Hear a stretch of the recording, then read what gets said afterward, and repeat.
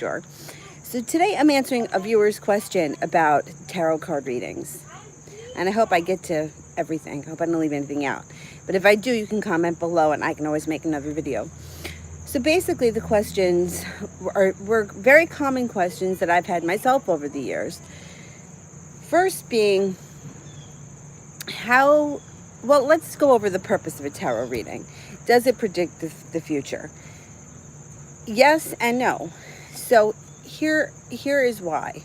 And this is where things get a little bit complicated. Sort of like, oh, what came first, the chicken or the egg kind of a thing. If you were to have a tarot card reading, it can tell you what's going on right now in this moment. It can also tell you what's coming up in the future. However, you have the power to change anything. So let me give you an example. Everything comes down to belief. So I have this belief. I didn't even realize I had it until somebody pointed it out to me. I have this belief that life is not fair. I really do believe that. I believe that you can go to work every day and work really hard and do the right thing, and your coworker will get promoted because she's more popular, the boss likes her, she's friends with the guy that owns the company or whatever, and that it has nothing to do with your ability. I believe that. I believe that life is not fair. So because I have this belief of life not being fair, life continues to prove that to me. I mean, I will find myself in situations where I'm like, I cannot believe that X, Y, and Z happened. It is so unfair. Life keeps proving that to me. So if I were to have a tarot reading, right, and the tarot reader were to say to me,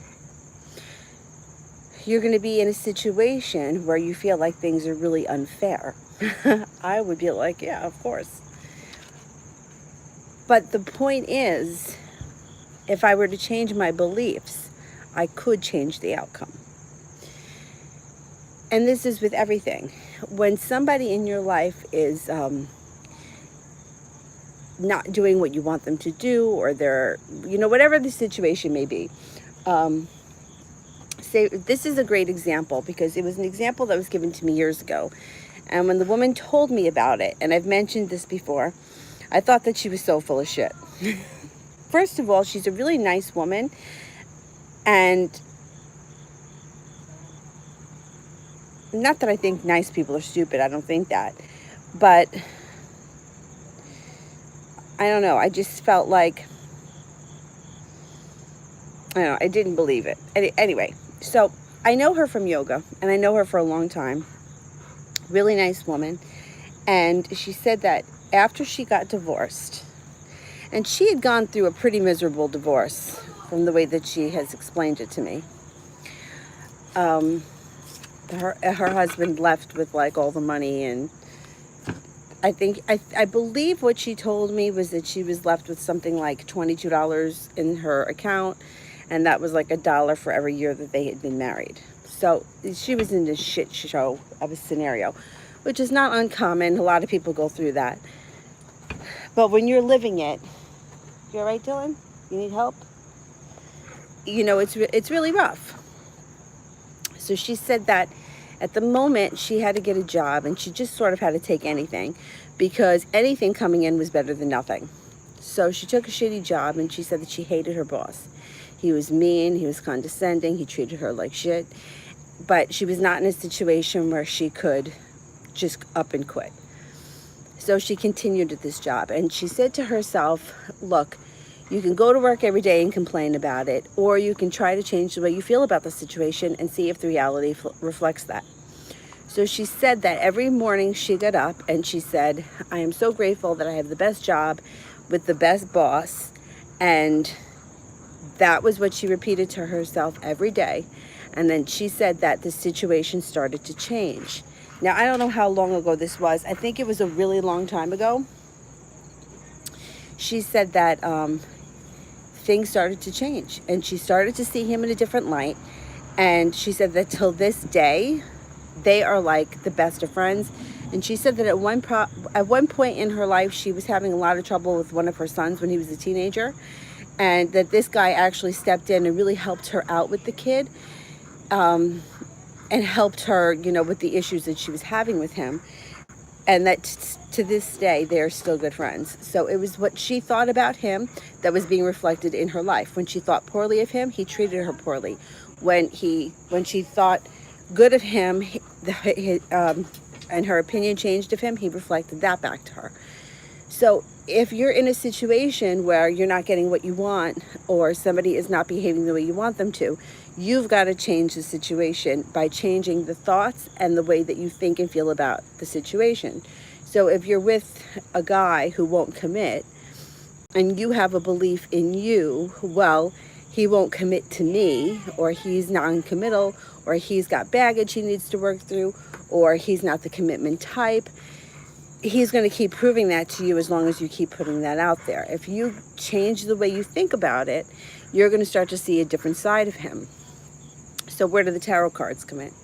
So much like with the law of attraction, one thing that I was taught, if in a situation you're not getting what you want, so the example that Amanda has always used, it's on her channel, she talks about her and her boyfriend, who she said that what the hell is going on over there?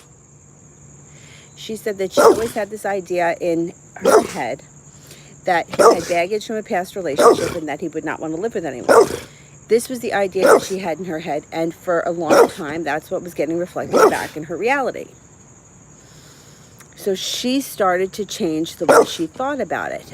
But in between, right? Like, so say she sat down with him and she spoke to him about moving in together, and he was like, no, I'm never going to live with anyone again.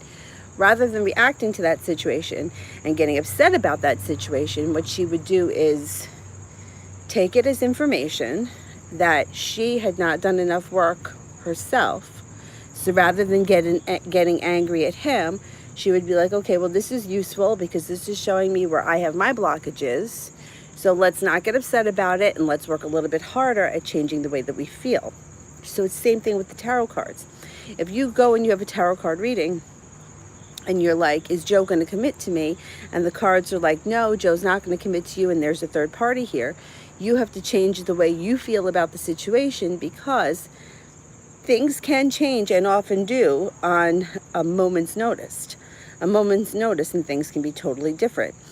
So when you get that information, rather than getting upset about it or running to another tarot reader, which I'll get to in a second, just take that information and use it to implement the law of attraction. Okay, that's not what I wanted to hear, so we're going to change that. We're going to change it that I am the only woman in Joe's life, and Joe has eyes for nobody but me, and Joe is ready to commit to me, and put that out into the universe. And when you're feeling confident and you start to see things change, if you were to have another tarot reading, that will be reflected back in your reading, and it's going to be reflected back also in your reality. So what if the tarot cards show something like somebody's going to betray you? There's a betrayal coming up. Well, not all betrayals have to be life-changing and catastrophic. Sometimes it could be showing you something that you didn't see. It's a learning experience, and once again, you can use the law of attraction to change that. So I myself have been betrayed by a lot of friends in my day, which has also led me down the path of not trusting many people, which is why I keep running into people that betray me. And they usually happen to be like female friends of mine, which is why I don't have that many female friends.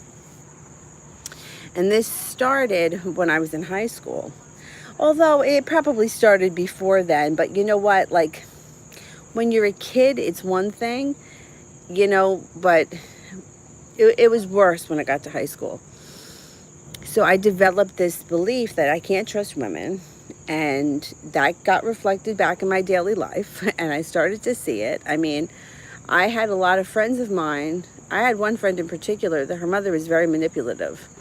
And looking back on the situation now that I'm a grown adult, I think that the things that she said and did to me were really disgusting to do to a 15-year-old, but I allowed it, and I became a victim of the situation, and I punished myself for it, and I crucified myself over the things that she said. And that reflected back like in my life, because I allowed other people to do this. Nobody can do things to you unless you allow them. Like, nobody is going to continuously betray you unless you allow them to do that. I had a friend of mine who betrayed me several times, but after the first time, that should have been it for her. But I kept forgiving her. Why? Why was I forgiving to her? She didn't deserve it. And then you can sit around and wait for karma to come around, or you can make your own karma, and you can just get rid of these fucking people and change the way that you think and call in people that are different. Now, you could change the situations with those people. It's hard to change a belief about somebody who has proven you right about them so many times. So, for example, the friend that betrayed me in high school, it happened once, I forgave her. Each time the betrayals kept getting worse. So I never really trusted her again after that trust was broken. And she kept proving to me that I was right. She couldn't be trusted. So how do you tie it all together? So basically what you want to do is focus on what you want and not what you don't want. So if a betrayal comes up, you focus on people are loyal to me. People are loyal to me, because this is also showing your beliefs. Everyone in my life is loyal to me. You always put it into the positive. Everybody in my life is loyal to me. And then that should start to be reflected back. So now what happens when you go to, and I have been so guilty of this in my day, over the years of going from one tarot reader and psychic to another. I can't even tell you how many of them I've seen in my day. And for a stretch of time, my friends and I, like, that was our entertainment. Like, we didn't go out drinking, we didn't go out clubbing, we didn't spend money on that kind of stuff, but we were always trying different psychics. And we used to, say that we were cross-referencing. Like, we wanted to hear what one person had to say versus what another person had to say. But it's really hard. This is what's hard. They can all be 100% right. They can all be 100% wrong, because you can't nail down timing with tarot cards. I mean, we can try to look at the situation for what it is on today, Tuesday, but things can change on Tuesday night. So if you have a reading with me and I say, well, it looks like you won't be seeing him today, and then you take that information and you work really hard on, I intend for him to see me tonight, I intend for him to see me tonight, I intend for him to see me tonight, and you really focus on that, he could show up that night. Now, after you have my reading, you can go talk to somebody else, and they can say to you, oh, this guy's going to show up tonight. It's right here in the cards. So things are changeable. So how do you use them to your benefit? Is you use it as knowledge. And you use it to turn around the situations that you don't like and to focus on what you do like. And for me, I very much use astrology in that way. So when I know Jupiter has been in Sagittarius all year. And I knew that something very significant had to happen in my life, because Jupiter's in Sagittarius, which is my 7th house. So I knew that it had to do with something had to happen in my life that had to do with marriage, children, my relationship, because Jupiter was in the 7th house. So by the time that Jupiter retrograded and it had passed, it had hit my 7th house cusp, I'm like, something here is going to happen. I know something good has got to come of this. And then I found out that I was pregnant. And now it's going to turn around and it's going to hit it again. So I know something else good is going to come from my relationship or my situation, because because that's my belief, because I know what Jupiter does. So in the opposite, right, when somebody does something, when I know we have a bad aspect coming up, or I know that Saturn is going to be giving me a raw deal, I try to focus on the good aspects of Saturn.